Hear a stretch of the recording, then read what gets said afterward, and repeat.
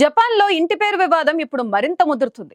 పెళ్లైన తర్వాత కూడా తమ పుట్టింటి పేరును కొనసాగించేలా అనుమతి ఇవ్వాలంటూ కొన్ని వందల ఏళ్లుగా మహిళలు ఆందోళనలు చేస్తున్నారు. అయితే ప్రస్తుతం జపాన్లో కొనసాగుతున్న చట్టంతో భవిష్యత్తులో అందరికీ ఒకే ఇంటి పేరు వస్తుందని ఓ సర్వే సంచలన విషయాలు బయటపెట్టింది.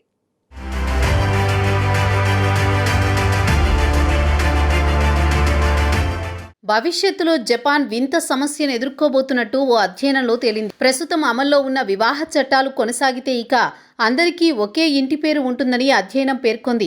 పెళ్లి చేసుకున్న జంటలకు వేర్వేరు ఇంటి పేర్లు ఉంచుకునే హక్కును ఇవ్వకపోతే 2531 నాటికి జపాన్ ప్రజల పేర్ల చివరలో సాటో అనేది మిగులుతుందని నివేదిక తెలిపింది. జపాన్లో 18వ శతాబ్దంలో చేసిన సివిల్ కోడ్ చట్టం ప్రకారం దంపతులు ఇద్దరూ ఒకే ఇంటి పేరు కలిగి ఉండాలనే నిబంధన ఉంది. తోహోకు విశ్వవిద్యాలయంలోని ప్రొఫెసర్ హిరోషి యహోషిడా నేతృత్వంలో ఈ అధ్యయనం చేశారు. ఇప్పటికే ఆ దేశంలో 3 లక్షల ఇంటి పేర్లు ఉన్నాయి.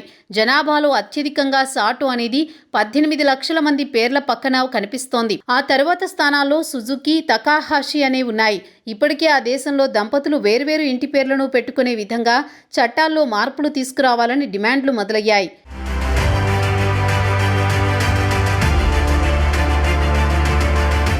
జపాన్లో ప్రస్తుతం కొనసాగుతున్న చట్టంలో పెళ్లైన తర్వాత భార్యాభర్తలిద్దరికీ ఒకే ఇంటి పేరు ఉండాలి. అయితే ఆ ఇంటి పేరు అమ్మాయిదైనా కావచ్చు లేదా అబ్బాయిదైనా కావచ్చు, కానీ పెళ్లైన తర్వాత ఇద్దరికీ ఒకే ఇంటి పేరు ఉండాలనే నిబంధన ఉంది. సాధారణంగా జపాన్లో 96% మంది అమ్మాయిలే వివాహం తర్వాత తమ ఇంటి పేర్లను మార్చుకుంటున్నారు. కానీ తమకు పెళ్లైన తమ ఇంటి పేర్లను ఉంచుకునే స్వాతంత్ర్యం ఉండాలని అక్కడి మహిళలు కోరుకుంటున్నారు. జపాన్లో ఉన్న ఇలాంటి చట్టం మహిళలపై వివక్ష చూపుతోందని అక్కడి మహిళలు ఆందోళన వ్యక్తం చేస్తున్నారు. ఈ నిబంధనలను మార్చాలని అక్కడ కోర్టులో పిటిషన్లు వేసినా అవి వీగిపోయాయి. అయితే జపాన్లో ఇంటి పేర్లపై వివాదం వేల ఏళ్లుగా కొనసాగుతోంది. 1605 నుంచి వివాహం తర్వాత ఇంటి పేరును ఖచ్చితంగా మార్చుకోవాలనే నిబంధన ఉంది.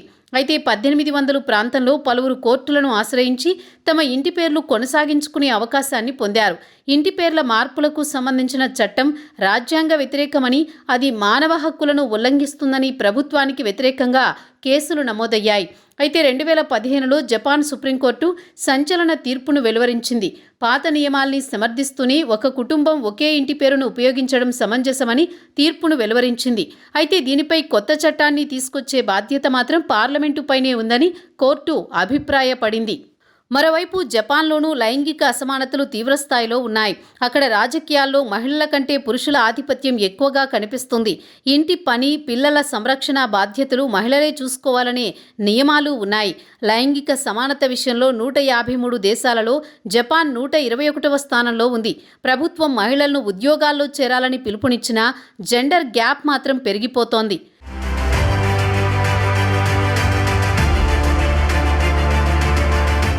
పెళ్లైన తర్వాత మహిళల ఇంటి పేర్లు మార్చుకోవడం అంటే ఆ మహిళ మరొకరి ఆధీనంలో ఉండడమేనంటున్నారు అక్కడ ఆందోళన చేస్తున్న మహిళలు. అయితే ఇటీవల కాలంలో చాలామంది తమ పుట్టింటికి ఇంటి పేరును కొనసాగించుకునేందుకు మొగ్గు చూపుతున్నారు. జపాన్లో 71% మంది ఇంటి పేరును నిర్ణయించుకోవడానికి స్వేచ్ఛ ఉండాలని అభిప్రాయపడినట్టు ఓ సర్వే తెలిపింది. జపాన్లో వివాహమైన తర్వాత మహిళలు తమ ఇంటి పేరును మార్చడం పెద్ద ప్రక్రియగా మారింది. ఇంటి పేరును మార్చుకోవడం వలన ఉద్యోగం చేసే మహిళలు కొన్ని డజన్ల డాక్యుమెంట్లలో కూడా తమ పేర్లను మార్చుకోవలసి వస్తుంది. ఇంటి పేర్ల చట్టం వలన ఇంటి పేర్లను మార్చుకోకపోతే ఆసుపత్రిలో చికిత్స తీసుకునేటప్పుడు ఎవరి గురించైనా నిర్ణయం తీసుకునే అధికారం ఉండదు. దీంతో జపాన్లో చాలామంది వివాహం చేసుకోవడం లేదు. ప్రస్తుతం జపాన్లో పెళ్లిళ్ల రేటు గణనీయంగా తగ్గిపోయింది.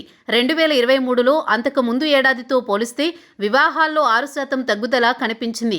దాదాపు 12 కోట్లకు పైగా జనాభా ఉన్న దేశంలో 5 లక్షల కంటే తక్కువ పెళ్లిళ్లు జరిగాయి. గత 90 ఏళ్లలో ఇదే అత్యల్పమని నివేదిక వెల్లడించింది. మరోవైపు విడాకుల రేటు మాత్రం 2.6% పెరిగినట్టు తెలిపింది. 1980లో ఆర్థిక వృద్ధి మొదలైన తర్వాత జపాన్లో జననాల రేటు కూడా గణనీయంగా తగ్గిపోయింది. అయితే ఇప్పుడు అది కేవలం 1.3% మాత్రమే ఉంది.